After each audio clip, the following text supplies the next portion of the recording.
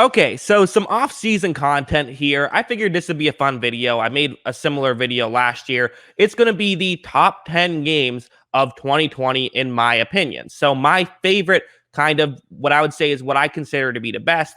My criteria for that is there's several things I look for in what makes a game great. I want it to be, back and forth and exciting throughout. Usually a great ending is what makes a game great. Not always, but usually having that awesome ending.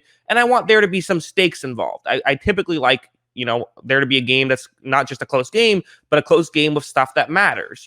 A week 17 game with two teams already out of the playoffs, it's not going to make this list unless it's like an all-time amazing game, just because it doesn't really matter. I'm not really that interested in it. So that's mainly what I look for.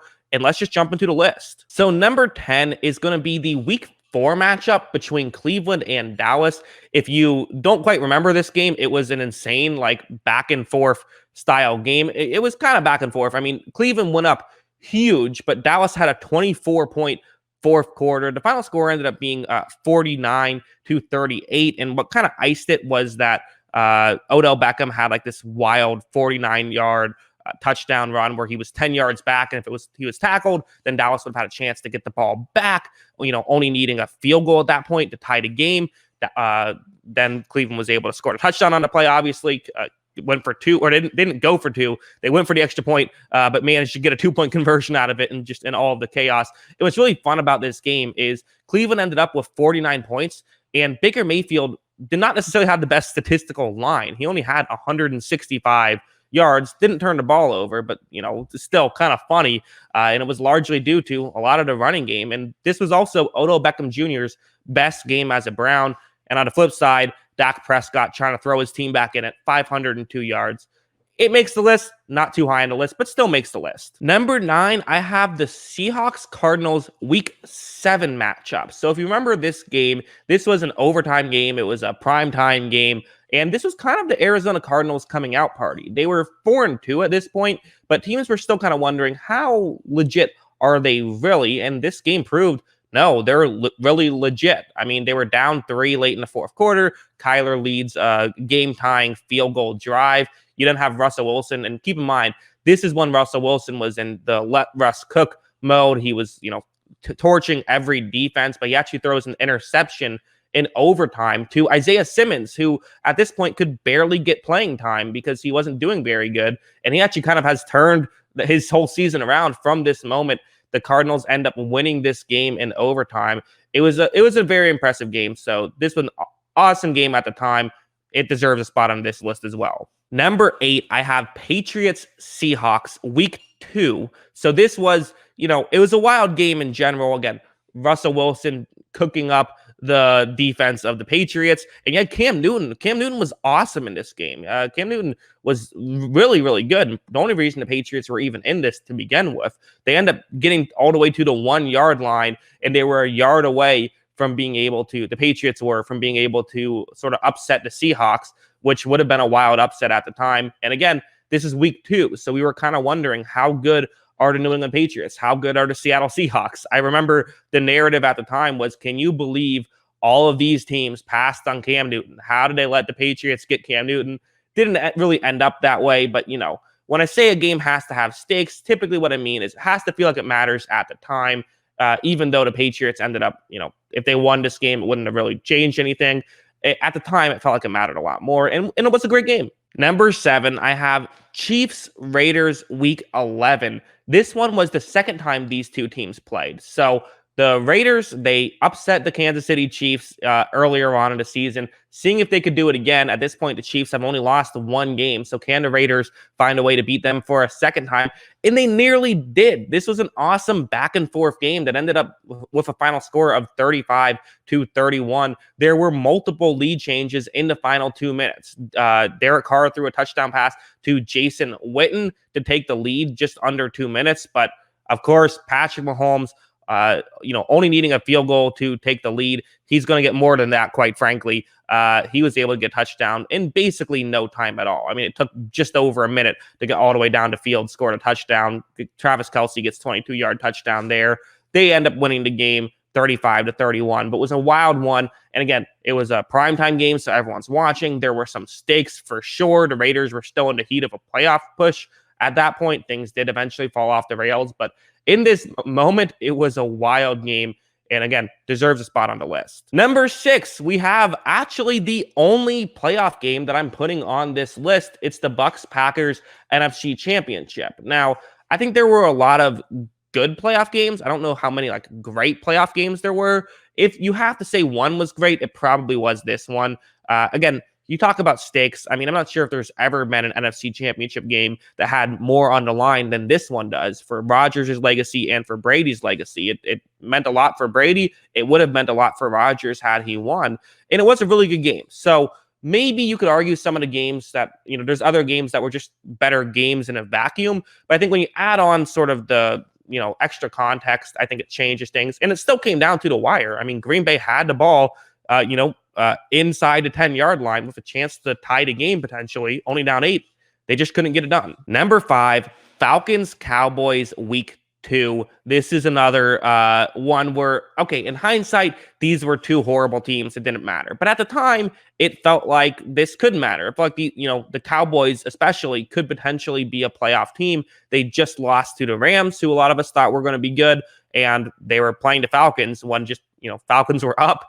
And just all hell broke loose. It was a huge comeback win, resulting in, one of the weirder plays ever with the Falcons not jumping on the onside kick. I made a whole video talking about that one play in particular. Cowboys end up coming back. Again, it's weird because there weren't as much stakes in this game, but it was just such a wild game. That's why it's in the top 5 of the games of the year, in my opinion. Okay, so number 4 on this list, a Week 13 game. So the Raiders entered Week 13 needing a win to stay in the playoff race, and it was good news because they were playing the New York Jets, the team that has lost to everybody up until this point. And so we kept expecting the Raiders to just dominate, and the Jets were just doing good, and they had the lead, and it seemed like the Raiders okay, well now they're going to really turn on the gas and score a touchdown and just sort of go off and win, and just kept never happening. They get the ball in the red zone, not able to score when they desperately need to late in the fourth quarter. They get the ball back with a little bit of time left. They're then, enter Greg Williams, cover 0 blitz in that situation, which was, a choice, to say the least. It was a choice. Henry Ruggs, who some people have been a little bit critical of his performance, he gets a Hail Mary, which kept the season alive for the Raiders at that point. Again, wild game. Didn't end up mattering, but at the time, it felt huge. Number 3, we have the Hail Murray game. This is Bills-Cardinals Week 10. It was a wild back-and-forth game. A lot of people forget about Diggs. Stephon Diggs actually had a great catch in that game that gave him the lead, which at the time, we thought that was going to be an awesome play. And quite frankly, this game probably still makes this top 10 list, even without a Hail Mary, which is crazy to say. I mean, that's what a wild situation. Just a great game in general. And of course, the Hail Mary, just a complete chaos. And also, this was at the time a huge win for the Cardinals. They went up to 6-3. And for the Bills, it was kind of a frustrating loss. So these were two teams that we thought could be championship contenders at this point. The Bills played in the conference championship. Cardinals did not make the playoffs. They really fell off a cliff after this. But again, wild game and a lot of stuff going on there. Number 2, Dolphins Raiders Week 16. So the Raiders pretty much were out of the playoffs. They were going to need a lot of help, but they still, in theory, had a chance if they won this game. Whereas the Miami Dolphins, they really needed to win this, and they felt like if they just win the next 2 games, they're probably into the playoffs. It's going to be a little bit difficult because they're playing Buffalo Week 17, but winning this game gave them a real shot. And this is another game where with a few minutes left, just complete hell broke loose. It was one of the most bizarre endings to a game, one of the most exciting endings to a game you'll ever see. What's funny about this game is that it was, despite it being a 26-25 final score, it was 16-13 with 4 minutes and 5 seconds left. Miami ties it with a field goal, and then immediately Nelson Aguilar gets an 85-yard touchdown. So they take the lead, although there was a missed extra point. So that does end up factoring in, because then there's this, craziness from Miami. They get a 59-yard touchdown of their own. This is with 3 minutes and 8 seconds left. So that way they kick the extra point and actually take the lead because of that missed extra point, which is coming in big. You then have the Raiders getting down the field their own way, largely due to a 49-yard pass interference penalty. So now they're in field goal range, looking like they're about to win the game. They say, let's kill the clock. Let's kick a field goal. Let's win it. That's what they do. They kill the clock. There's only 19 seconds left. They do end up getting the field goal and winning the game. And then you have Fitzmagic somehow with, his head like this because he's getting face masked, still find a way to throw the ball and make it through a questionable coverage. And, Damon Arnett, kind of a weird situation there. Not everyone on the same page with that defense. They didn't have a defensive coordinator at that point. They had fired Paul Gunther, so that's part of it. But, Sanders kicks the 44-yard field goal. They win the game.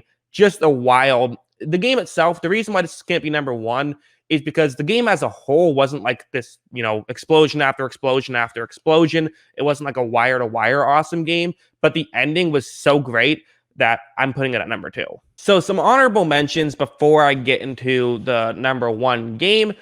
Chiefs-Browns divisional round. This was obviously, that was the, anything is possible game. That was a very fun one, although kind of one of the issues with this game, I think, is that A, when the favorite wins, it's not as fun in the playoffs, and B, just sort of the bad call with the, helmet to helmet, no call. I'm never a blame the refs guy, but it does kind of leave a bit of a sour taste in your mouth, makes the game not quite as fun.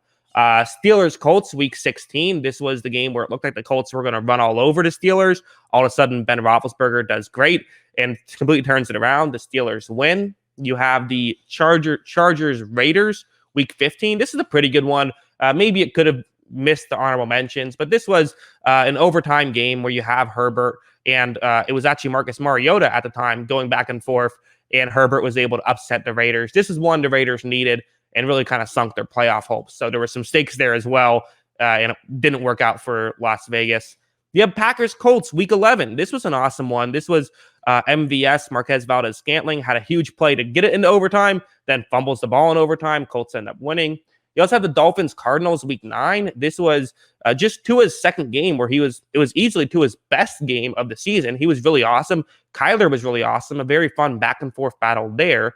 You also have the Raiders-Chiefs week 5 matchup. I touched on it earlier, but that was a very good game, although I do think that their week 11 matchup ended up being better. The rematch, I just think, was more interesting. It came down to the wire a little bit more in that one, whereas the end of the week 5 matchup was just the Chiefs trying to catch up. You also have the Vikings-Seahawks, which was week 5. That was a fun one as well. That was the Seahawks trying to stay undefeated. You remember they had a 4th down touchdown to DK Metcalf to eventually win that one. There was do you go for it on 4th and 1, or do you kick the field goal to go up 8? They went for it on 4th and 1, didn't get it. Minnesota did, so that was fun. And also Chiefs-Chargers, that was an overtime game. A good amount of Chiefs games here, and a good amount of Chargers games too. Chargers, that was a fun one because it was the first time we saw Herbert play, and he was really good, and he surprised a lot of people. So that was fun. And obviously, Chiefs still won, but still a pretty good game. Those are my honorable mentions. And finally, number 1, Ravens-Browns. Of course, it's the Ravens-Browns, week 14. It's the poop game, if you want to call it, with the Lamar Jackson going into the locker room with cramps, which I do believe it was cramps, but again, it's funnier if it's poop. And then he comes out, has this incredible 4th down completion to Marquise Brown. They get the touchdown, and it sort of lost in that ending was, obviously we're talking about the ending first, but, the Browns marched right down the field and retook the lead. But then you had the Ravens had a little bit of time left. They got the ball to the 55-yard line, or it was tied, I believe. They didn't take the lead. They tied it. And then Justin Tucker, he ends it because he's Justin Tucker. That's what he does.